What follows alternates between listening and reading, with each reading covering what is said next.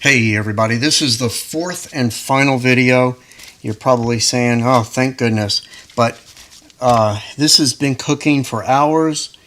I started it off at 250, brought it down to 225 degrees until the meat reached around 202 to 204, somewhere around there degrees.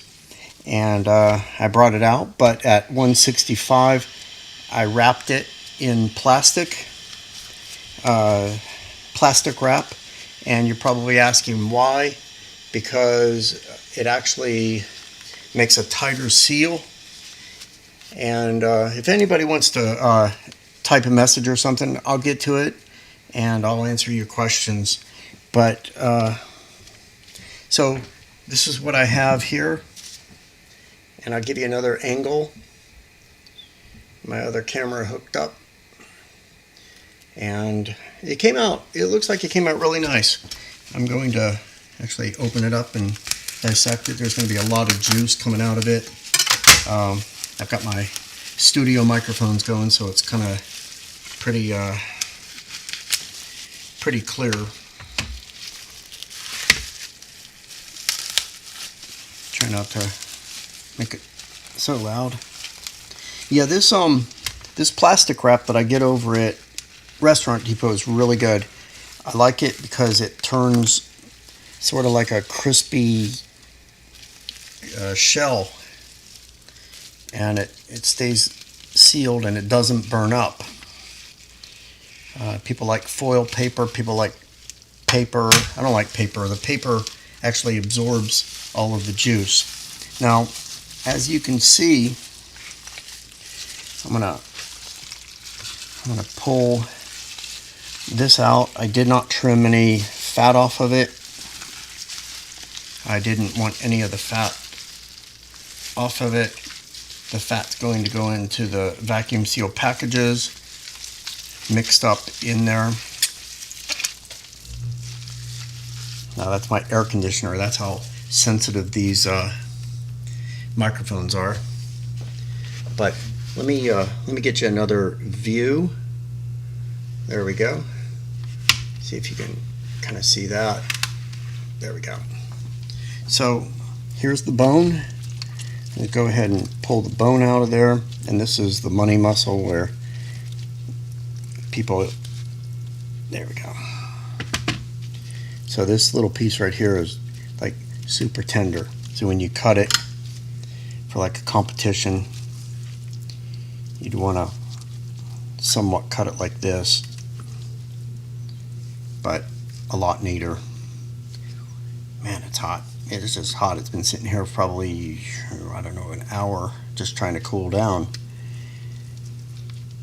But as you can see, nice color. I'm going to just go ahead, since I'm not using this for competition or anything.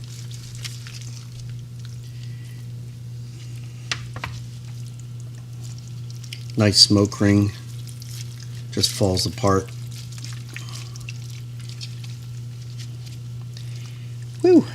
Yeah, I have to tell you, this piece of meat is really hot, and I've just been letting it sit for, I don't know, maybe at least an hour. Hopefully everybody can see it, see the different parts. Actually, I didn't break it down like,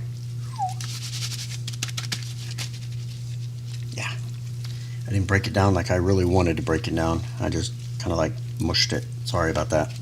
But this would be like a really good piece for the box. Got to get that little piece off there. But, I mean, as long as you can make 6 separate pieces, the judges will like it.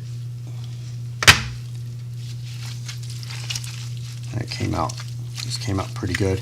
I'd like to see it just a tad bit more tender than what it is, but it is extremely tender. You don't want to turn it to mush when you're in competition, because if you do, that's not a good thing when it comes to the judges' plate. You have 6 pieces that you have to present to 6 different judges, and they really have to be spot on. Mistake people make that I find when I get a box, I'll see like 4 or 5 great pieces, and the 6th piece, they just they either don't have enough meat for it or the right piece of meat for it, and what they'll do is just go ahead and put it in there, and ended up getting not first place. They'll end up getting a bad score, or less score than what it would be if they just, when you turn a piece of meat in for a competition, you want that thing to be 100%. I mean 100%. You know that each piece is going to win. And for pulled pork, I think this is actually a little wet, but I didn't want to lose the juices because I am going to vacuum seal, and by doing so it will,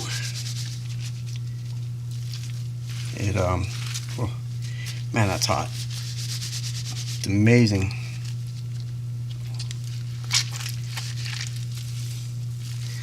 Hope everybody can see that out there. This is just really some great meat, fresh, about a 7-pound shoulder, or Boston butt, whichever you prefer to call it.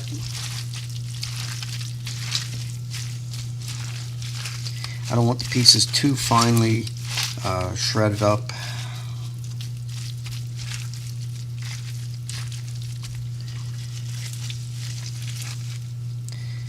Ooh. Wow. Let's see if I have any messages.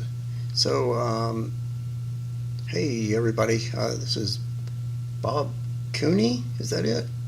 Yes, this is live, Bob. How are you doing tonight? I am actually shredding up a Boston butt that I've been cooking pretty much all day. And believe it or not, this is on an Assassin pellet smoker. It's a new smoker grill that they have, and I'm telling you, every piece of meat that I've put out on that smoker is excellent. It's just excellent meat. I cooked 5 Boston butts at once. I don't know, maybe it was last week or the week before, and they were phenomenal. I mean, like, unbelievable. But each piece right here is about right size. You want a good amount for a sandwich. Got your smoke ring in here. Got all kinds. Got the dark meat. Here's some white meat. So this is about ready to bag up. I don't want to break it down too small. I definitely, by doing what I did, by mixing it and turning it over, I've kept the juices in it instead of draining the juices out. So when I vacuum seal it and freeze it, it can all be brought together, and when it comes out of the bag, it will continue to be nice and juicy. And no, I don't put it in the microwave. How I suggest is, if you have a vacuum sealer, you put about a pound, maybe a pound and a half, something like that, enough for a couple meals in there. And look at the juice. Just put it in there, vacuum seal it, and you want to boil some water in a pan, and make it about, I don't know, maybe 3 inches. And then you want to put, if you have a little piece of glass dish or a glass bowl, you want to put the glass bowl at the bottom so you don't get direct heat from the coil or the fire underneath the burner. That way it can come up to temperature slowly, and you'll come out here with exactly what you put in it. Now you can microwave it and you'll ruin the taste. I'll guarantee you'll ruin the taste. It does change taste. And you can open it up and cook it and it's still going to change the taste. But if you do it exactly the way I said, with vacuum seal the bag and put it in water and just bring it to a light boil. And yeah, you don't want to over boil it, because then it has a chance to break the bag open while it's cooking, and you don't want to do that. So you're good right here. This is really good. I mean, it's nice, it's juicy, tender, and thank goodness it's cooled down. It's not burning my hands. And we're ready to pack it up. There is nice bark on it. There's at least a ½ inch of bark. Turned out nice. And I do appreciate everybody watching. Let's see if I have any questions. Oh, I do have some questions. Nigel, hi, how are you doing? There's only 2 of us. So what? Many people watch it. And if you guys ask a question, I answer it, and somebody else is looking for that question, they automatically have the answer. And you better handheld shredding device. Yes, Nigel, thank you for not using a microwave. And I find it better to shred it with hand, because I know exactly what I have. If you shred it with a machine, there are some really cool shredders, I have to admit, like the one with the things and it goes on a drill. That is nice, and it will shred it real fast if you have a bunch of it. Also, if it's tender, that's great, but if it's tough, that's a different story. You'll shred pieces up, and then when you go to make a sandwich or something, it's going to be tougher to chew. This way I know every piece of this meat in here, and it's all tender, all of it. But if it's not tender, I would pull it off to the side and make a separate bag. And maybe actually possibly cook it down a little bit more, or turn it into a Brunswick stew. I wouldn't keep it for a sandwich, because sandwiches have to be nice and tender and juicy. So I know I've beaten this thing up and twisted it, but you know, it's nice. You still have chunks, not shredded up too much. And let me see if I can get some kind of a different view. Yeah, there we go. So that was that. Okay, yeah, there we go. Okay. Leave the post there, Bob. I'll check it out. I'll check your post out.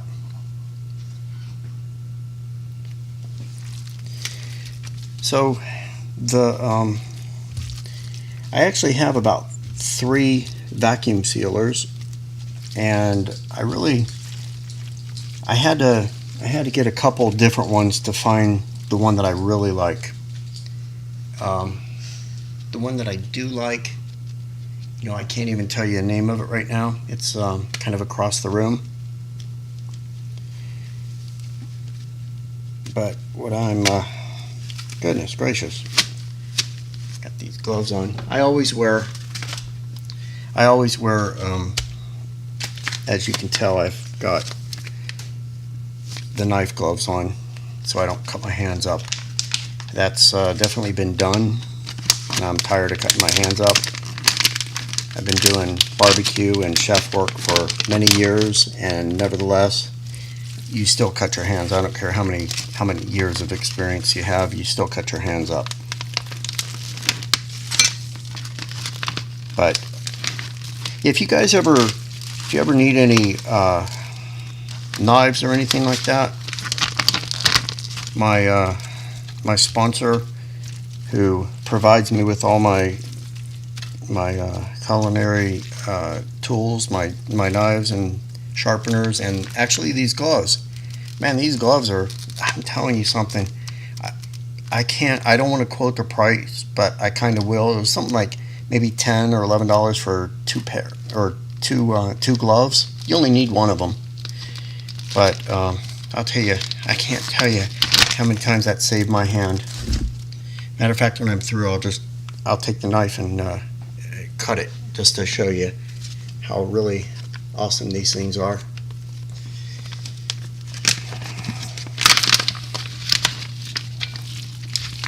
know that's loud.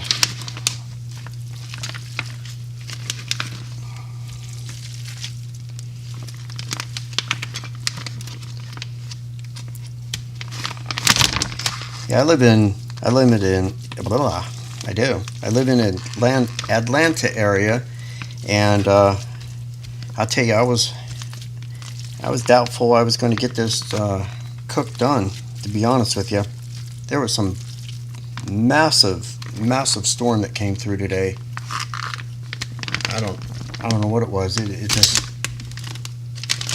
all hit, and the trees were going everywhere. You could hardly see, and I mean, I was soaking wet. I had to run inside and get a umbrella. So yeah, so 3 pretty hearty bags. I cooked about a 7-pound. It was close to a 7-pound Boston butt, and I got a pretty good amount of that back. I've got at least I do have a scale. I'm looking at. I didn't lose much. I'd say maybe I have 6 pounds. So anyway, that's pretty much it. Let me check and see if I have any more questions. I'll be more than happy to answer them. Okay. But I do plan on doing this more often. Oh, I was going to show you these cutting gloves, and then I'll let you know where to get these things from. Gosh, this noise. So let me see which camera is the best. Okay, now this is a real sharp knife. So even poking it, this is real sharp, and it's still not cutting me. I mean, these gloves are totally amazing. So the blue ones, I don't like the blue ones, but these are fantastic. And let me play you a little video, and it's a real fast video of ergochef.com, and it will tell you how to get there. Okay. These aren't just any knives, these are ErgoChef knives. The unique patented design makes them more comfortable to use than traditional knives. They're high-quality, durable knives that come with a lifetime guarantee. Visit our outlet store in Danbury, Connecticut, or go online to ergochef.com.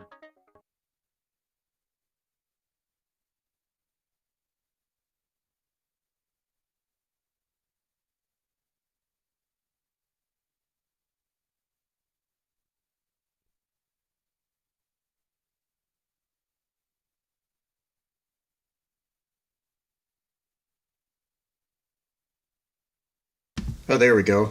Sorry about that. I was looking for where'd my sound go? I accidentally hit mute. So, well, there's no other questions out there. I'm gonna let you guys go, and thank you guys for coming in, checking this out. Oh, Nigel in UK. Oh, that's awesome. I pulled ports. Oh, that sounds good. Okay. I do have a system that I can actually have guests. I can have a video guest from anywhere. They can actually call and hook up video, and we can do a video conference, and that'd be pretty cool. Maybe we'll try that next. I appreciate everybody coming out to see me and watch my videos. If you subscribe and click the bell right beside the subscribe, you'll be able to get my latest videos.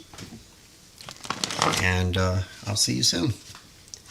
Thanks again. Be safe and have a great week.